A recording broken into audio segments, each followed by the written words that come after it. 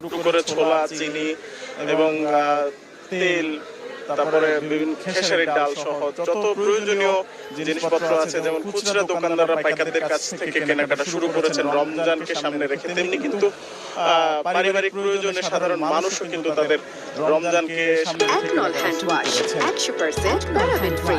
দায়ী হাতের জন্য আস্থা রাখুন। আমরা দেখতে পাচ্ছি যে আপনারা দেখতে পাচ্ছেন মোটামুটি বাজারে একটা মানুষ ক্রেতাদের একটা সমাগম দেখা যাচ্ছে।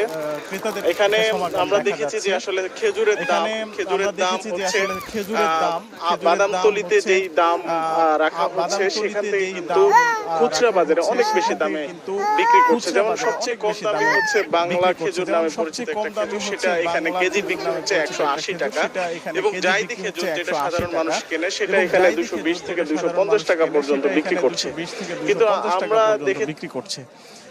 আমরা দেখে